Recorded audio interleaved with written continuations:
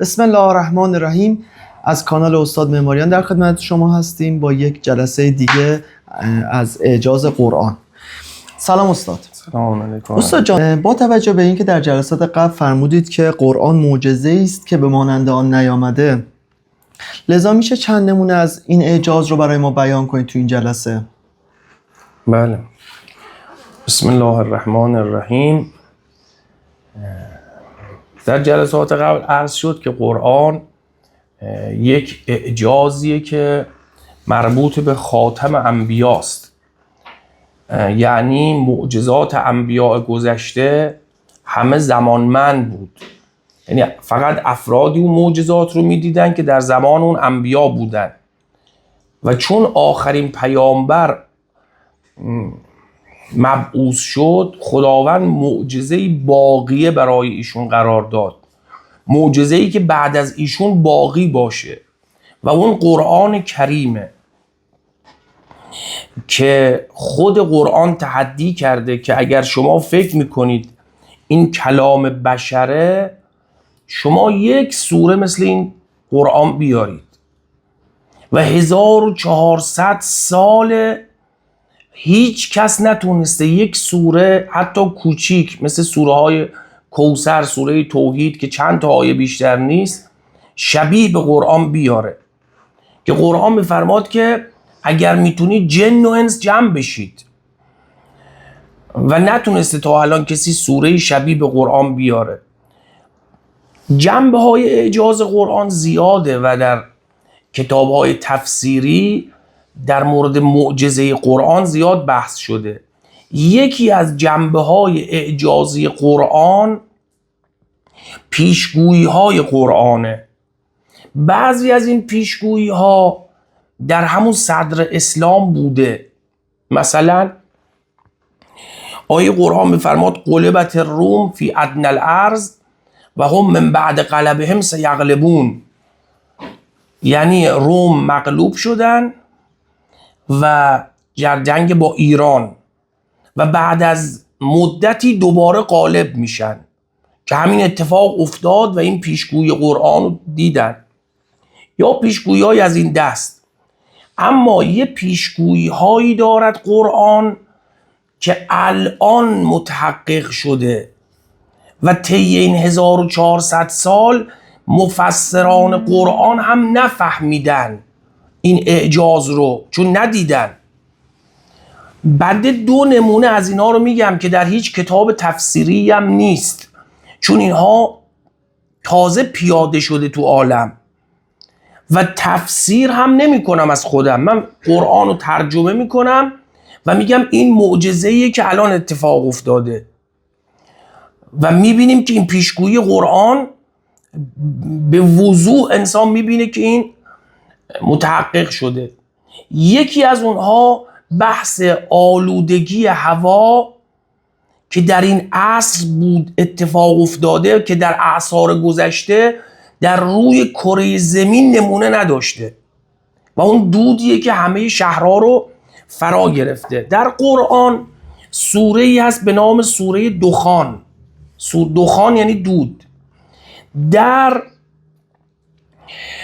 آیه 10 به بعدش که میفرماید اعوذ بالله من الشیطان الرجیم بسم الله الرحمن الرحیم فرتقب یوم تأتی السماء بدخان مبین، منتظر باش. پس یعنی چی؟ وقتی میگه منتظر باش یعنی این مال آینده است. یوم، روزی که تأتی السماء بدخان مبین، آسمان را می آید دودی آشکار.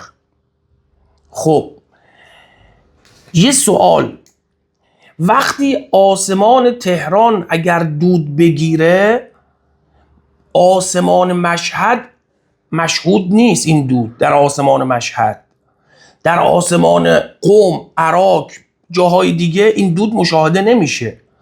قرآن میفرماد یوم تأتی السماء بدخان مبین، مربوط به آسمان کدوم شهره؟ دنبالش میفرماد یغشی الناس، مردمان را در بر میگیرد. یعنی هر جایی که انسان زندگی میکنه اونجا پر از دود میشه. این دودیه که هر جا که انسان ها زندگی میکنن اونجا پدیدار میشه. بعد میفرماد هازا عذاب علیم، این عذابی دردآور است. گاهی وقت دود چندان ضرری برای انسان نداره، اما قرآن میگه این دودیه که ضرر داره برای انسان.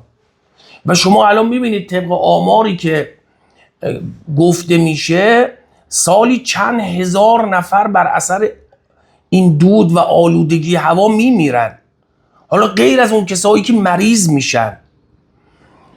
لذا قرآن میگه عذاب علیمه، این یه دودی است که عذاب علیمه. ربنا اکشف عنا العذاب انا مؤمنون، مؤمنان دعا میکنن برای برطرف شدن این دود، پس این دود ماندگاره. ببینید در قدیم اگه یه دودی برپا میشد به هر دلیلی یک روز هم دوام نمی آورد، نهایتش اگر مثلا آتش فشان میشد شاید یکی دو روز این دود دوام می آورد. اما اینجا میگه مؤمنان دعا میکنن که خدای این دود برطرف بشه، پس معلوم میشه این دود ماندگاره. نکته بعدی اینه که هیچ کس نمیتونه کاری کنه، چون انسان وقتی دعا میکنه که از دستش کاری بر نمیاد.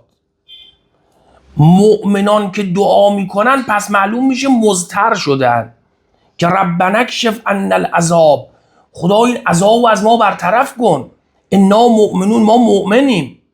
و بعد معلوم میشه این دود به مؤمن و کافر کار نداره، یعنی اصلا براش فرق نداره که بگیم اینا مؤمنن. میگه نه، همه مردمان رو فرا میگیره و عذاب آور این دود. انا لهم الذکری و قد جاءهم رسول مبین، چگونه تذکری است برای آنان، چگونه متذکر میشوند در حالی که رسول آشکار برایشان آمد. که حالا اینجا نکات تفسیری هست. پس این دود یه رسولیه، منتها رسول غیر مبینه. ثم تولوا عنه، بعد از این رسول آشکار اینا سر پیچیدن. و قالوا معلم مجنون، گفتن این یک تعلیم دیده مجنون و دیوانه است.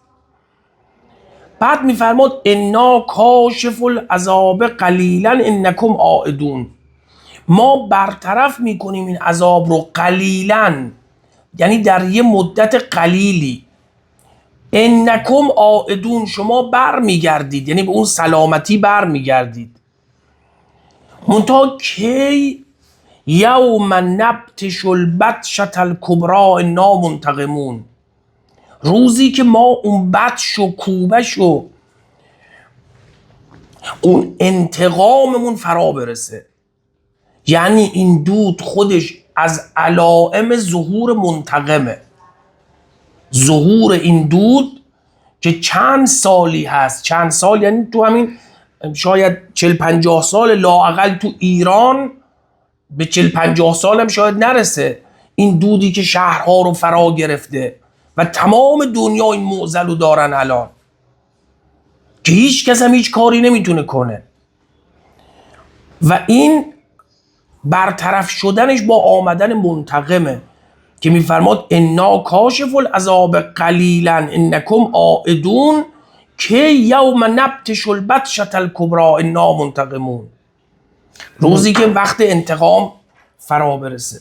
بله، منتقم یعنی اشاره به امام زمان دارن؟ تعویلش میشه امام زمان. بله، آمدن منتقم برای اون ظهر الفساد فی البر و البحر به ما کسبت ایدی الناس، منتقم میاد که از ظالمان انتقام بکشه و زمین رو تبدیل به بهشتی کنه برای صالحان. این یکی از پیشگویی‌های قرآنه که در هیچ تفسیری هم نیامده و جدیدن یعنی تو این عصر متحقق شده. 1400 سال پیش قرآن از آمدن این دود خبر داده و اون رو علامت ظهور به اعتقاد شیعه، ظهور امام عصر معرفی کرده. این یک نمونه از پیشگویی عجیب قرآن که ما شاهد اون بودیم تو این عصر که گذشتگان اینو ندیدن، این پیشگویی رو ندیدن. اما پیشگویی دیگه ای که باز مربوط میشه به منتقم و خیلی عجیبه و بنده هرچی تفسیر نگاه کردم که کسی متوجه شده باشه این پیشگویی رو، کسی متوجه نشده از مفسرین. چرا؟ چون تو این عصر جدید پیش آمده و اون در سوره رعد که اینطوری شروع میشه ولو ان قرآنا سیرت به الجبال او قطعت به الارض او کلم به الموتی بل لله الامر جمیعا، تا به اون جایی که میفرماید ولا یزال الذین کفروا تصیبهم بما صنعوا قارعة. ولا یزال یعنی پیوسته، کسانی که کفر ورزیدن یا کفر میورزند، تصیبهم اصابت میکند به آنان، بما صنعوا قارعة به آنچه ساخته اند، قارعه‌ای به آنان اصابت میکند. قارعه یعنی درهم کوبنده، میگه یک درهم کوبنده‌ای به آنان اصابت میکند. آیه 31 که ولو ان قرآنا سیرت به الجبال، فرمود ولا یزال الذین کفروا تصیبهم بما صنعوا قارعة، پیوسته کسانی که کفر میورزند اصابت میکند به آنان قارعه درهم کوبنده‌ای بما صنعوا که خود آن را ساخته اند، او تحل قریبا من دارهم یا حلول میکند، حلول کنه افتادن، میافتد قریبا من دارهم در نزدیکی خانه هایشان حلول میکند، به زمین میافتد. این چیه؟ همون توپ و خمپاره‌ای که موشکی که الان هست. چه اصلا بعد این آیه در سوره رعده، رعد اون صدایی که داره که درست بحث توپ و موشک و انفجارات، ولا یزال الذین کفروا بما صنعوا قارعة در هم کوبنده ای اصابت میکند، بما صنعوا که خود ساختن آن را، او تحل قریبا من دارهم یا در نزدیکی خانه هایشان به زمین اصابت میکند، میافتد در نزدیکی خانه هایشان. خب حتی یأتی وعد الله ان الله لا یخلف المیعاد، تا بیاید وعده خدا که خداوند در وعده خود خلف نمی کند، خلف وعده نمی کند. یعنی این هم از نشانه های ظهور امام عصره که پیوسته این انفجارات، این موشک ها و لا یزال. ولی شما یعنی نگاه کنید تو این قرن اخیر کمتر روزی بوده که در دنیا جنگ نباشه، جنگ موشکی و توپ و خونپاره و یعنی بعد از جنگ جهانی دوم بالاخره یه جا جنگ بوده. یه موقع شوروی بود با افغانستان، یه موقع ایران بود با عراق، یه موقع نمیدونم آمریکا بود با عراق، یه موقع سوریه بود، یه موقع اسرائیل، یه موقع روسیه است. همینجوری این انفجارات لایزال دارن کوبیده میشن یا در نزدیکی خانه هایشو به زمین اصابت میکند.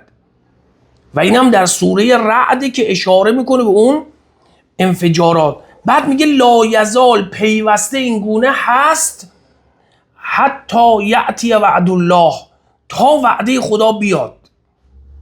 یعنی جنگ پایان نمیپذیرد مگر وعده خدا، که خداوند در وعده خودش خلف نمیکنه، خلف وعده نمیکنه تا آمدن امام عصر. این دو تا از پیشگویی های عجیب قرآنه که این زمان تحقق پیدا کرده. یعنی این 1400 سال نبوده چنین چیزی. ما موشک و توپ و خمپاره و اینها تو این 1400 سال نداشته ایم، لذا مفسران نفهمیدن معنای این آیه رو. بنده تا هرچی مراجعه کردم به تفاسیر دیدم کسی نفهمیده چی داره میگه اینجا. یه چیزایی گفتن، حالا قارعه در هم کوبنده است. اما اینکه خب یعنی چی معنای آیه کسی به دست نداده. این دو تا نمونه از پیشگویی های قرآن و الا مطالب علمی قرآن که اعجازات علمی که فراوانه اصلا. بله بفهم. به وجه میشه گفت هم اعجاز محسوب میشه هم نشانه های ظهوره. بله من دقیقاً اعجاز نشانه های ظهور هم محسوب میشه که بله هم اعجاز پیشگویی های قرآنه و هم از نشانه های ظهوره، از نشانه های ظهور منجیست که ما میبینیم تو همین اصل یه جا اتفاق افتاده. یعنی هم اون بحث دخان دود و همین بحث انفجارات جفتش تو این اصل اتفاق افتاده که قبلا نبود، قبل از این نبود. بله انشالله که خداوند ما رو با حقایق قرآن بیشتر آشنا کنه که قرآن کتاب الهی، کتابیه که فاصله قرآن با کتاب‌های دیگه مثل فاصله خود خداوند با بندگانشه. انشالله خداوند توفیق بده که بیشتر به این کتاب عزیز بپردازیم انشالله. ممنون استاد. زنده باشید. ممنون از اینکه تا الان ما رو دیدین. لطفاً کانال ما رو ساب کنید و دنبال داشته باشید ما رو تا ایشالله جلسات بعدم براتون بذارم.